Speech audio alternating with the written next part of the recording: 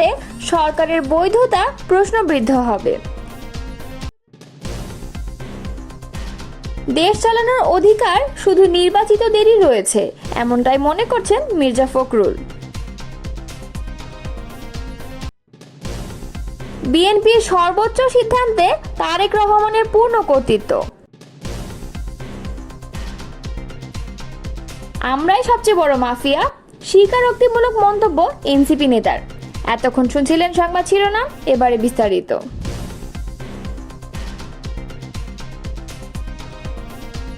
অনির্বাচিত ব্যক্তিদের কাছে দেশ ও জাতি নিরাপদ নয় বলে জানিয়েছেন বিএনপির যুগ্ম মহাসচিব খায়রুল কবির খোকন।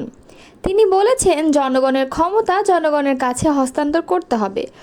অনির্বাচিত সরকার দীর্ঘদিন থাকলে বিভিন্ন সমস্যার সৃষ্টি হয়। রাজনৈতিক ও অর্থনৈতিক সংকটের পাশাপাশি অস্থিতিশীল পরিস্থিতির তৈরি হয়। নরসিংদী সদর উপজেলার চিনিশপুরে অবস্থিত জেলা বিএনপির কার্যালয়ে দলীয় নেতাকর্মীদের সঙ্গে ঈদ শুভেচ্ছা বিনিময় শেষে তিনি এসব কথা বলেন। খায়রুল কবির খোকন বলেন, ফ্যাসিস্ট ও তাদের দোসররা বাংলাদেশ থেকে 30 লাখ কোটি টাকা পাচার করেছেন। সেই টাকা দিয়ে তারা বাংলাদেশকে অস্থিতিশীল করার চেষ্টা করেছেন। তিনি বলেন, প্রধান উপদেষ্টা থেকে শুরু করে অন্যান্য উপদেষ্টাদের মধ্যে সমন্বয়ের অভাব দেখা যাচ্ছে।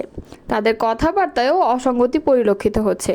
তাদের রাষ্ট্র পরিচালনার অভিজ্ঞতা নেই, তাই দেশে লেজে গোবরে অবস্থা সৃষ্টি হচ্ছে। ফলে দেশের আইন শৃঙ্খলা অবনতি হচ্ছে, বিদেশি বিনিয়োগ হচ্ছে না। নির্বাচন প্রসঙ্গ টেনে বিএনপির নেতা বলেন, একটি দলকে আগামী দিনে ভালো অবস্থানে নেওয়ার জন্য প্রধান উপদেষ্টা চিন্তা করলে এ সরকার নিরপেক্ষতা হারাবেন। তাই আমাদের আহ্বান, অন্তর্বর্তীকালীন সরকার যেন জনগণের পালস বুঝেন, কারণ আমরা চাই না আস্থার সংকটের কারণে জনগণ আবার রাস্তায় নামুক। তিনি বলেন, 90-এর স্বৈরশাসক পতনের পর অত্যন্ত চ্যালেঞ্জের মধ্যেও কিন্তু 3 মাসের মধ্যে নির্বাচন হয়েছিল। তাই ওই সময় সুন্দর একটি নির্বাচন হয়েছিল। সেই নির্বাচন নিয়ে দেশি বিদেশি কেউ কোনো মন্তব্য করেনি। 5 আগস্টের পর 10 মাস চলে গেল, সরকার এখনও নির্বাচনের সুনির্দিষ্ট রোড ম্যাপ এবং দিন তারিখ ঠিক করতে পারেনি। তাই সরকারের প্রতি জনগণের আস্থার সংকট তৈরি হচ্ছে। সরকারের নিরপেক্ষতা নিয়ে বড় প্রশ্ন দেখা দিয়েছে। দলের যে কোনো সিদ্ধান্ত নেওয়ার এখতিয়ার বিএনপির ভারপ্রাপ্ত চেয়ারম্যান তারেক রহমানের রয়েছে বলে জানিয়েছেন দলটির মহাসচিব মির্জা ফখরুল ইসলাম আলমগীর। মঙ্গলবার সাংবাদিকদের সঙ্গে আলাপকালে এই কথা বলেন তিনি।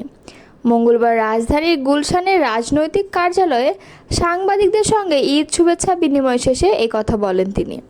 মির্জা ফখরুল বলেন, দেশের বর্তমান রাজনৈতিক পরিস্থিতিতে টার্নিং পয়েন্ট হতে পারে ডক্টর মোহাম্মদ ইউনূস ও তারেক রহমানের বৈঠক।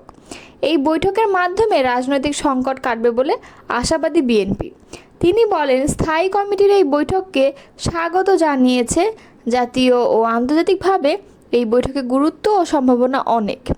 এই বৈঠকে থেকে অনেক কিছুর ডাইমেনশন হতে পারে। বিএনপি মহাসচিব বলেন, দলের স্থায়ী কমিটি তারেক রহমানকে যে কোনো বিষয়ে সিদ্ধান্ত নেওয়ার এখতিয়ার দিয়েছে বলেও জানান তিনি। আগামী 13 জুন সকাল 10টা থেকে 11টার মধ্যে এই বৈঠকটি হবে।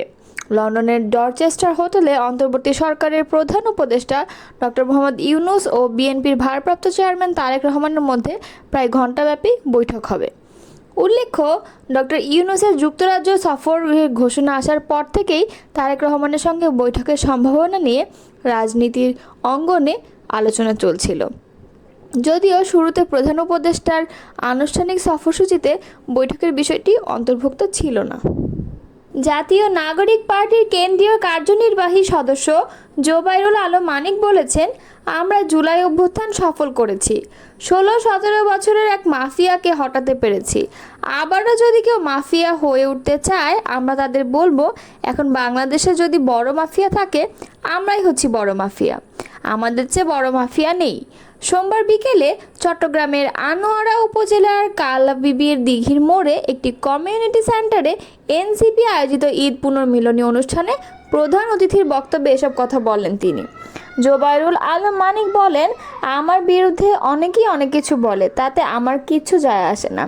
আমি বলছি, এখানে কেউ যদি আবার জাবেদ হতে চায়, আমাদের ভোট কেড়ে নিতে চায়, তাহলে আমরা আবু সাঈদ, মুগ্ধ, ওয়াসিম আকরামের মতো শহীদ হয়ে তাদের রুখে দেব। এনসিপি নেতা দেলোয়ার হোসেনের সভাপতিত্বে ও এমইউ মাহমুদের সঞ্চালনায় অনুষ্ঠানে অন্যদের মধ্যে উপস্থিত ছিলেন গণ অভ্যুত্থানে আহত মোহাম্মদ জাবেদ, বৈষম্য বিরোধী ছাত্র আন্দোলনের সম্মিলিত বেসরকারি বিশ্ববিদ্যালয়ের যুগ্ম আহ্বায়ক শাহিদুল আলম সহ আনোয়ারা ও কর্ণফুলী উপজেলা নেতাকর্মীরা। অনুষ্ঠানে আনোয়ারা ও কর্ণফুলী উপজেলার জুলাই আন্দোলনে আহত যোদ্ধাদের সংবর্ধনা দেওয়া হয়। এদিকে তার বক্তব্য সামাজিক যোগাযোগ মাধ্যম ফেসবুকে ছড়িয়ে পড়লে আলোচনা সমালোচনার ঝড় ওঠে। এ বিষয়ে জানতে চাইলে জোবায়ের আলম মানিক বলেন, আমি মূলত বলছি আমরা শেখ হাসিনার মতো বড় একটি মাফিয়াকে তাড়িয়েছি। এদেশে কেউ আবারও ভোট কেড়ে নিতে চাইলে জুলাই আন্দোলনকারীরা আবারও বড় মাফিয়া হয়ে ফিরে আসবে। আমরা এই বক্তব্যকে বিকৃত করেছি।